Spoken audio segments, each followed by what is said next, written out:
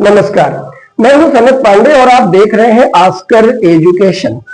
आपको बताते चले बच्चों, ये हेलो एल्केन और हेलो एरेन का चैप्टर है।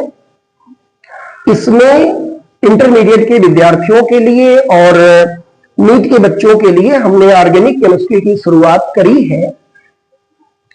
सबसे पहले इसमें बोर्ड के क्वेश्चंस, बोर्ड के प्रॉब्लम्स, पूरा सिलेबस आपको हम करा रहे हैं। फिर जब ये चैप्टर एंड होता है फिर हम आपके नीट के क्वेश्चंस पर आएंगे। इसलिए ये जो सीरीज है L1, L2, L3 का, ये इंटरमीडिएट के बच्चों के साथ साथ और फिर कंपटीशन के बच्चों, नीट के बच्चे हुए, उनके लिए बहुत ही उपयोगी साबित होगा, ऐसा मेरा मानना है। अगर आप देखते हैं तो आपको लाभ भी मिलेगा। बेटा, इसके पहले तक हमने आप लोगों के यहाँ आपके लिए क्लासिफिकेशन कर रखा है, नॉमेनक्लेचर कर रखा है। इस वीडियो में हम आपको preparation of halo alkane from alcohol, alcohol के द्वारा आप कैसे हेलो एल्केन को बना सकते हैं, इसकी चर्चा हमें करनी है और जिसके लिए हम आपके सामने प्रस्तुत हैं। बेटा, अगर बात करें कैसे बनाएंगे, तो जो पहला टर्म है वो ये है फ्रॉम एल्कोहल। हमारे पास एल्कोहल है, हमको हेलो एल्केन और हेलो एरेन का निर्माण करना है। फर्स्ट ऑफ ऑल इसमें बात आती है लूकास रिएजेंट। थोड़ा सा हम और इसको जूम करते हैं ताकि आपको और विस्तार से समझ में आए। लूकास रिएजेंट क्या है? सबसे पहले तो ये जानिए कि कंसंट्रेट HCl और एनहाइड्रस ZnCl2। एनहाइड्रस को हिंदी में बोलते हैं निर्जल, यानी बिना जल के। कंसंट्रेट HCl को सांद्र HCl, एनहाइड्रस ZnCl2, इन दोनों का जो मिक्सचर होता है उसको लूकास रिएजेंट कहा जाता है।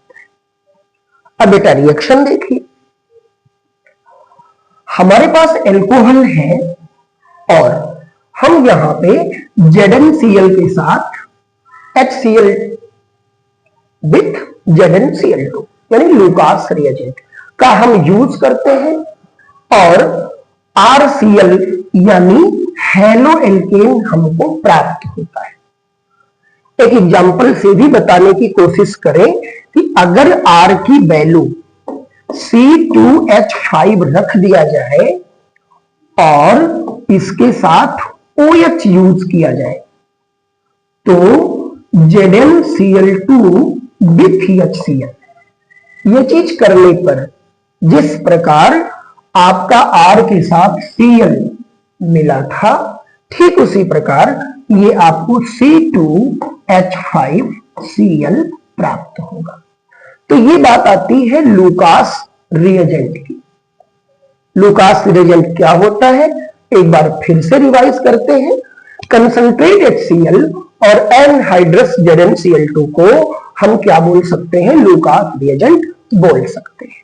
ठीक है, इस तरह से इसका रिएक्शन हो रहा है। आगे अगर हम डिस्कस करें बेटा इसके कुछ हाइलाइट्स के बारे में,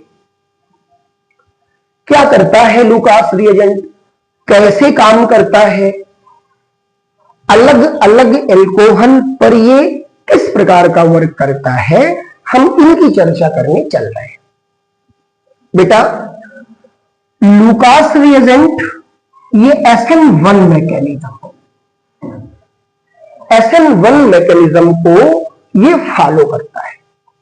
जो हमारे नीट के बच्चे हैं उनको ये नोट्स देख करके, ये PPT देख करके खुद एहसास हो जाएगा कि ये मटेरियल ही ऐसा है जो बोर्ड के बच्चों को तो हेल्पफुल है ही, साथ में जो हमारे नीट के बच्चे हैं उनके लिए भी काफी ये फेवरेबल है, उनके लिए काफी सपोर्टिव है।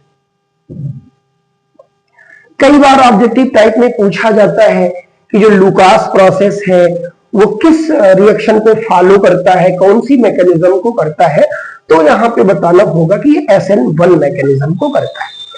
बेटा कौन सा इंटरमीडिएट फॉर्म करता है? कार्बोकेटाइन इंटरमीडिएट फॉर्म करता है।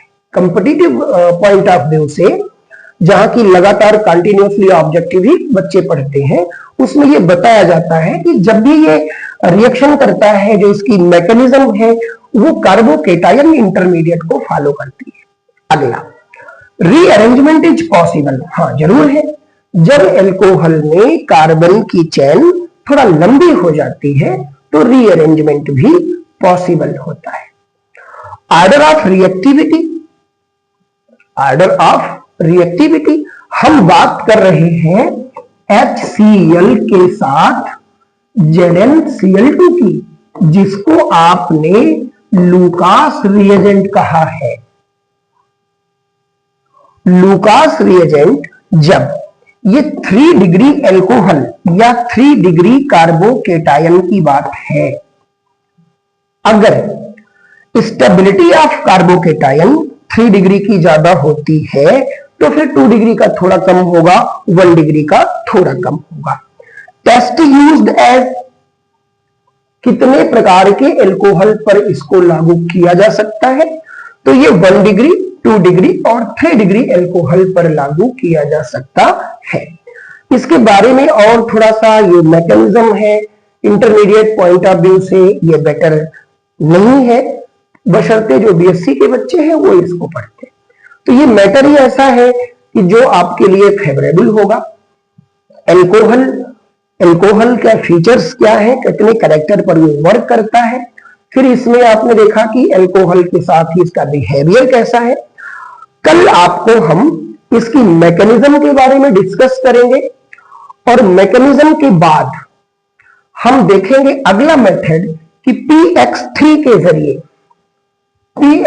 के जरिए ये कैसे हमारा एल्कोहल, ध्यान रहे जो टॉप हेडिंग थी वो एल्कोहल की थी, इसका डिस्कशन हम कल करेंगे कि अभी तो एल्कोहल ही है, लेकिन हम इसको लूकास रिएजेंट के बजाय अगर हम PCl3 से रिएक्शन करें तो किस प्रकार एल्कोहल के द्वारा RX बन सकता है। फिर आपको हम कल इसको आगे बढ़ाते हुए हम आपको PCl5 का डिस्कशन करेंगे, उससे रिएक्शन करेगा, फिर हम रेड फास्फोरस के साथ X2 का रिएक्शन कराएंगे, फिर एक के बाद एक बेटा ढेर सारी चीजें आती रहेंगी। छोटे छोटे एपिसोड में अभी हम लोगों ने काम को करना शुरू किया है। केमिस्ट्री है, बायो है, फिजिक्स है, क्रम से सारे वीडियोस आपके ग्रुप में भी जाएंगे। जिन्होंने चैनल को सब्सक्राइब किया है उनको तो ऑलरेडी सूचना मिल ही जाएगी।